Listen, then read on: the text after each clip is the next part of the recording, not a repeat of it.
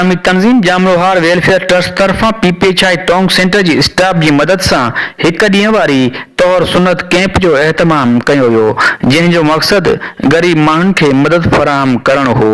अॻु में कोहिस्तान में सैकड़ाट हजमनि तरफ़ां कयल खतना ॿारनि जे लाइ आज़ार बणिजी वेंदा हुआ ऐं कई बीमारियुनि में ॿार वकोड़जी वेंदा हुआ, पर हिन तरह जी कैंपुनि सां ग़रीब माण्हुनि खे काफ़ी फ़ाइदो पहुचे थो।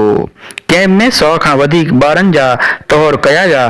तोंग, टिको बारण, बेली ठप सूदो काफ़ी इलाइक़नि मां आयल ॿारनि जा मुफ़्त में तौर कया विया। MS तालका अस्पताल थाणू बुलाखान डॉक्टर सिरूमल ॾिनाणी जे तरफ़ां ॿारनि खे मुफ़्त में दवाऊं पिणु ॾिनियूं वेयूं।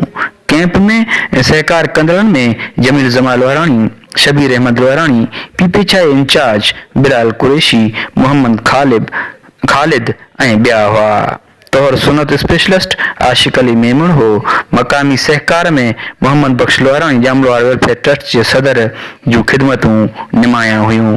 कोहिस्तान में हर इलाइक़े में अहिड़नि कैंपनि जी सख़्त ज़रूरत आहे, जीअं ग़रीब माण्हुनि खे संदनि घरनि जे वेझो सहूलियत मुहैया थी सघे। तोंग हिकिड़ो तमामु दूर दराज इलाइक़ो आहे थाणे बुलाखान जो। हिते लोकल तरह ते जेके लोकल माण्हू तौर कंदा हुआ, उन सां हेपाटाइटिस सी में ख़्यालु कोन रखंदा, ब्लड वग़ैरह जो उन करे मूं चयो त स्टैंडर्ड नमूने सां हिकिड़ी इहो सिस्टम थिए जीअं ग़रीब माण्हुनि खे फ़ाइदो थिए। उन हवाले सां असां इहे रखियो, असां 100 ॿारनि जी अरेंजमेंट आहे। हिन वक़्तु तव्हांजे काफ़ी थी चुका आहिनि, त इनशा ताला इहो असां हर साल जामलोहार वेलफेयर ट्रस्ट कंदासीं। ऐं हिन प्रोग्राम में मुंहिंजो सहकार आहे डॉक्टर सिरूमल ॾिनाणी साहिबु, MS तालका थाणू बुलाखान मेडिसिन मोड़ो सहकार कयो आहे। उन खां पोइ मां शुक्रगुज़ार आहियां जनाब डॉक्टर गुलफ़ार बापाणी साहिब जो, जंहिं मुंहिंजे असांजो माली सहकार कयो आहे। ऐं असांजी पंहिंजी जामलोहार वेलफेयर ट्रस्ट जो हिकिड़ो फंडो उहो बि असां इस्तेमालु कयो आहे। ॿियनि बि दोस्तनि खे असां रिक्वेस्ट कई आहे त असांजो हिन में माली सहकार जे हवाले सां इनशा ताला ॾाढी ख़ुशी पई थिए ऐं ग़रीबनि जा ॿार जेके ॾाढी ख़ुशी थी आहे।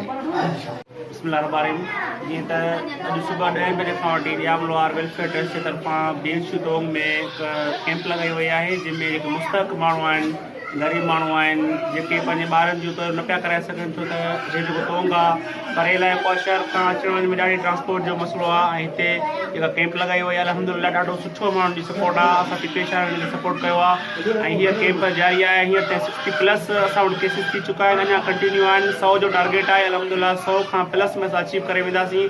ऐं इन में जंहिं बि पार्टिसिपेट कयो आहे, जंहिंजो बि मतिलबु कि इन में कोलाबोरेशन आहे, साथ आहे, उन्हनि जो तमामु शुक्रिया। ऐं असां इहो चऊं था त जेके बि ॿियूं पार्टियूं आहिनि जेके सपोर्ट करणु चाहिनि, हिन तंज़ीम खे सपोर्ट कनि वधि खां वधि, जेके बि सोशल कम आहिनि, हीअ बि हिकिड़ो सोशल कमु आहे। जेकर तव्हांखे हिन कम जो तलाश हिन तव्हांखां ज़रूरु सवाबु ॾींदो।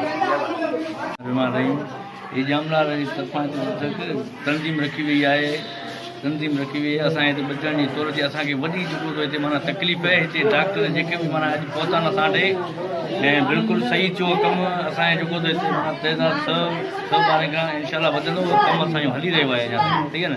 असांजा वॾा कच थींदा, रस्ता रोड बिल्कुलु ख़राबु आहिनि। अॻिते हिते जेको तो इनशाला तई जेको बि प्रोग्राम तुंहिंजे तरफ़ां जेको बि रखायो आहे, या ये डॉक्टर गुलफ़ार या मोहम्मद बख्श लोहाराणी ने जेको बि रखायो आहे ख़ादिम ख़ासि कयली, ये इनशाला ही कमु सफ़ा जेको सुठो थियो आहे। असीं ॾाढा हिन में ख़ुशि थिया आहियूं ऐं मोहम्मद बख्श लोहाराणी जो छोकिरो असां सां गॾु आहे। बिल्कुलु कमु इनशाला इहो सही थियो।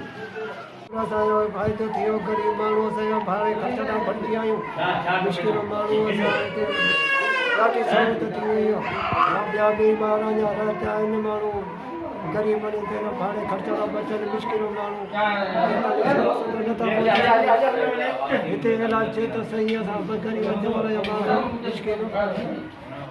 नाज़रीन, अॼु हिते तोंग BHU तोंग में जामलोहार वेलफेयर ट्रस्ट जे तरफ़ां 100 खां मथे ॿारनि जा मुफ़्त में तौर सुनत कया विया।